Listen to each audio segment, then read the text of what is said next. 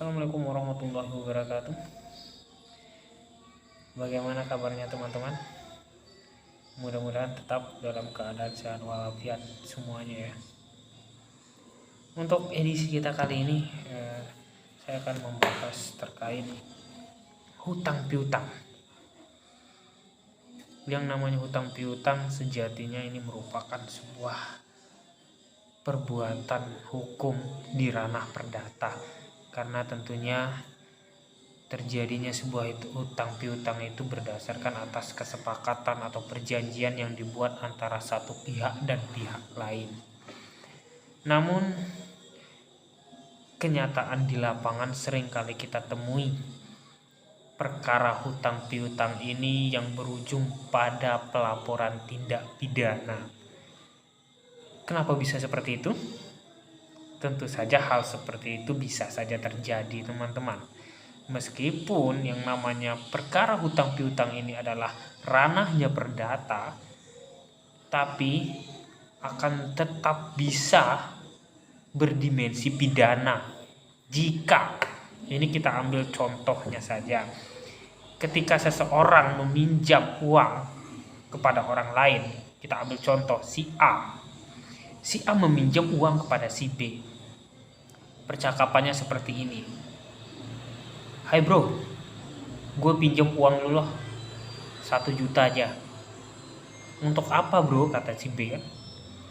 "Untuk pengobatan orang tua nih, nyokap gue ini lagi di rumah sakit sekarang."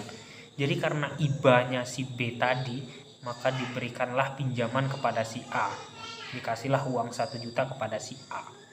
Namun seiring berjalannya waktu, si A ini tak kunjung membayar uangnya tadi yang dipinjam kepada si B. Dan si B pun mendapatkan fakta di kemudian hari bahwasannya ibunya atau orang tuanya si A itu pada saat meminjam uang itu tidak dalam keadaan sakit dan tidak dalam keadaan dirawat di rumah sakit. Nah, disinilah dimensi pidananya itu masuk teman-teman. Karena kita lihat di sini mens reanya atau niatnya sudah jelas, ini si A ini melakukan unsur-unsur yang termasuk dalam tindak pidana penipuan. Terkait penipuan, dalam kitab undang-undang hukum pidana itu diatur dalam pasal 378. Yang mana unsur-unsur dari tindak pidana pasal 378 itu salah satunya adalah menggerakkan orang lain dengan rangkaian kata-kata bohong. Dari salah satu unsur itu saja sudah terpenuhi apa yang dilakukan oleh si A tadi, yaitu menggerakkan si B agar memberikan sesuatu atau sebagian barang milik si B itu dengan rangkaian kata-kata bohong. Rangkaian kata-kata bohong di sini adalah dia mengatakan bahwa uangnya tersebut akan digunakan untuk pengobatan ibunya yang sedang dirawat di rumah sakit. Namun dalam kenyataannya itu tidak diperuntukkan untuk itu. Maka dimensi pidananya masuk di sana, masuk dengan dugaan pelanggaran tindak pidana pasal 378 KUHP. Tentunya dengan unsur rangkaian kata-kata bohong. Terkait rangkaian kata-kata bohong, dalam artian kita secara umum, seperti yang kita ketahui di kalangan masyarakat umum, yang namanya bohong di kalangan masyarakat umum itu tidak dapat kita artikan sama dengan bohong dalam artian pasal 378 teman-teman. Karena terdapat perbedaan dalam hukum pidana pengertian bohong tersebut. Sebagai contohnya, ini contoh kasus kedua terkait bohong yang kita pahami sebagaimana yang berkembang di masyarakat terkait pengertian bohong. Contoh kedua, si A meminjam uang kepada si B. "Bro, gue pinjam uang lu loh 1 bulan aja, ntar bulan depan gue pulangin deh." Terjadilah pinjam meminjam, Dan sampai pada saat waktu yang diperjanjikan untuk mengembalikan uang, si A tidak juga mengembalikan uang dari si B. Nah, ini secara umum